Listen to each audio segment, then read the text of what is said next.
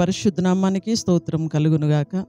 ఈ మంచి ఉదయకాల సమయం దేవుని మాటలు వింటున్న మీ అందరికీ కూడా నా హృదయపూర్వకమైనటువంటి వందనాలు. ఎలా ఉన్నారు? మీరు, మీ కుటుంబాలు, మీ బిడ్డలు క్షేమంగా ఉన్నారా? దేవుని మహాకృప మీకు, మీ కుటుంబాలకి తోడై ఉండును గాక. ఆమేన్. పరిశుద్ధ గ్రంథంలో నుండి ఒక వాక్యాన్ని మనం చదువుకుందాం. చూడండి, పేతురు గారు రాసినటువంటి మొదటి పత్రిక 5వ అధ్యాయం 5వ వచనాన్ని మనం చదువుకుందాం. 5వ అధ్యాయం 5వ వచనం. చిన్నలారా, మీరు మీ పెద్దలకు లోబడి ఉండుడి. మీరందరూ ఎదుటి వాని ఎడల దీన మనస్సు అను వస్త్రమును ధరించుకొని మిమ్మును అలంకరించుకొనుడి.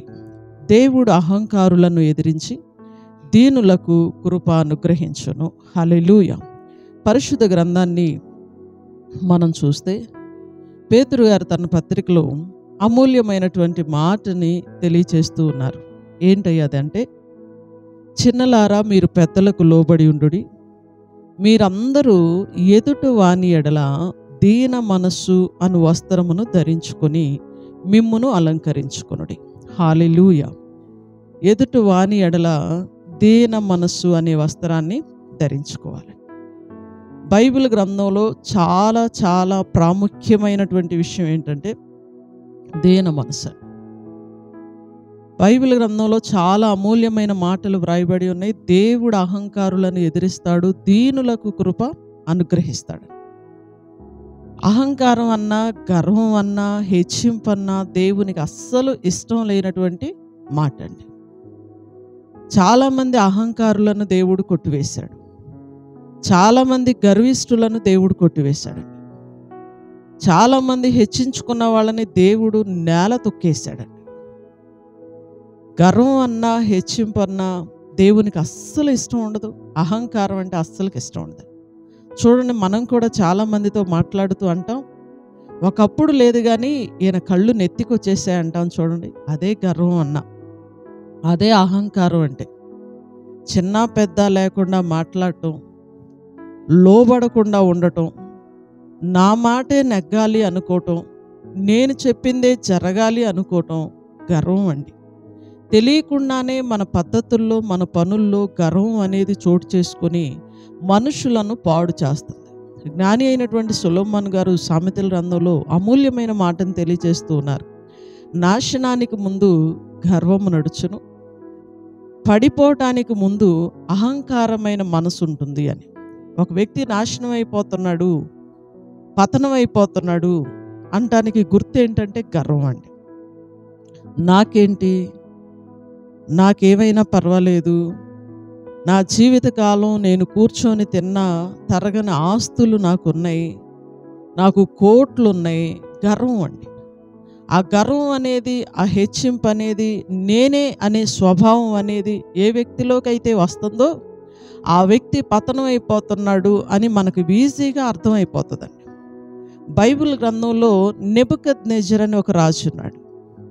అతను ఒకసారిగా తన రాష్ట్రాన్ని, తన దేశాన్ని అలా చూసుకొని కళ్ళతో, ఈ కట్టడాలన్నీ నా ద్వారానే జరిగాయి, ఈ వర్ధిల్లటం అంతా నా ద్వారానే జరిగింది, ఈ ఘనత అంతా నా ద్వారానే వచ్చింది అన్నాడండి.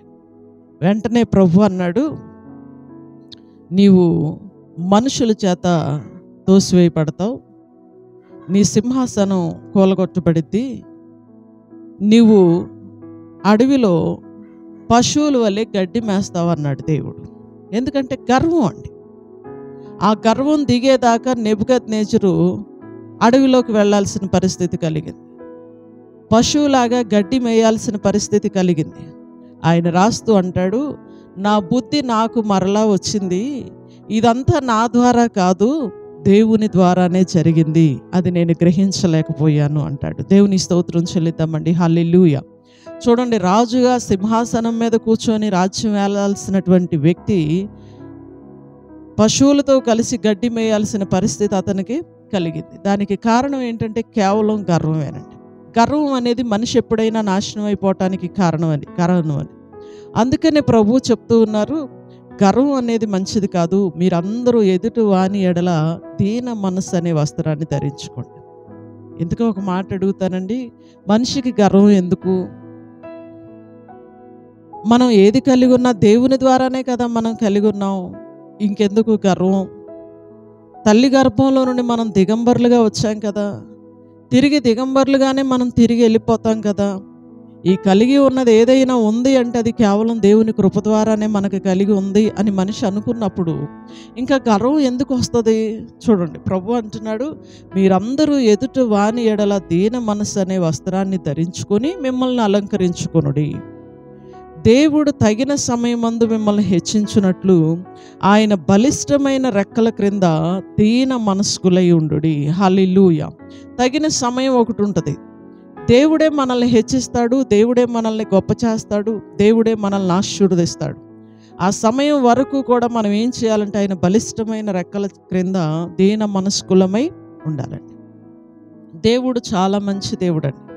ఆయన దీనులకు కృపను అనుగ్రహిస్తాడండి. చూడండి, యెషయా గ్రంథంలో కనుక మనం చూస్తే, యెషయా గ్రంథం 57వ అధ్యాయం 15వ వచనాన్ని మనం చూస్తే, మహాగణుడును మహోన్నతుడును పరిశుద్ధుడును నిత్య నివాసి అయిన వాడు ఇలాగు సెలవిచ్చుచున్నాడు, నేను మహోన్నతమైన పరిశుద్ధ స్థలములో నివసించువాడను, అయినను వినయము గలవారి ప్రాణమును ఉజ్జీవింపచేయుటకు, నలిగిన వారి ప్రాణమును ఉజ్జీవింపచేయుటకును, వినయము గలవారి యొద్దను దీన మనస్సు గలవారి యొద్దను నివసించుచున్నాను. హల్లెలూయా. దేవుడు ఎవరి దగ్గర ఉంటాడయ్యా, ఎవరితో నివసిస్తాడయ్యా అంటే, దీన మనసు ఎవరికైతే కలిగి ఉంటుందో వారితో దేవుడు ఉంటాడు. అహంకారులను దేవుడు ఎదిరిస్తాడు, దీనులకు దేవుడు కృప చూపిస్తాడు. దీనత్వంతో వినయ మనసుతో గనక నీవు ఉంటే నీతో దేవుడు ఉంటాడు, నీ ప్రార్థన దేవుడు వింటాడు. అలా కాకుండా గర్వంతో హెచ్చింపుతో ఉంటే, నాకేంటనే స్వభావం గనక నువ్వు కలిగి ఉంటే దేవుడు నీతో ఉండడు, నీ ప్రార్థన కూడా దేవుడు వినడు. ఈ ఉదయకాల సమయం దేవుని మాటలు వింటున్న ప్రియ సహోదరుడా, ప్రియ సహోదరి, దీన మనసు అనే వస్త్రాన్ని మనం ధరించుకుందామా? మనల్ని మనం దీన మనసుతో అలంకరించుకుందామా? అలా దీన మనసుతో గనక మనం ఉంటే మనతో దేవుడు నివసిస్తాడు. అహంకారం గర్వంతో గనక మనం ఉంటే దేవుడు మనకు దూరం అయిపోతాడు, మన ప్రార్థన దేవుడు వినడండి. అహంకారులను దేవుడు ఎదిరిస్తాడని బైబిల్ గ్రంథంలో వ్రాయబడి ఉంది. హెచ్చించుకోవటం దేవునికి ఇష్టం ఉండదు, గర్వించడం దేవునికి ఇష్టం ఉండదండి. ఇవన్నీ కూడా బైబిల్ గ్రంథంలో చాలా విషయాల ద్వారా పరిశుద్ధాత్ముడు మనకు తెలియజేస్తూ ఉన్నాడు.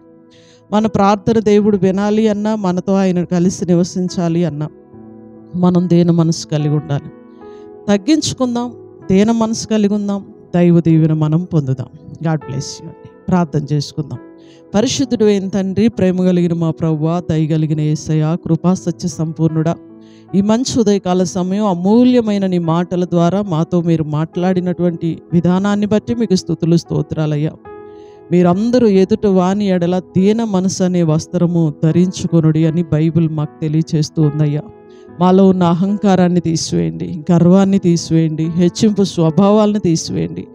దీన మనసు అనేటటువంటి వస్త్రాన్ని ధరించుకొని మమ్మల్ని మేము అలంకరించుకోవడానికి సహాయం చేయండి. అంత తగ్గింపుని మాకు దయచేయండి. మేము ఏదైతే కలిగి ఉన్నామో, కలిగి ఉన్న ప్రతిదీ కూడా మీ ద్వారానే కలిగి ఉన్నామని నమ్మి విశ్వసించి దీన మనసుతో తగ్గించుకొని నీ పాదాలు పట్టుకునే కృప మాకు దయచేయండి.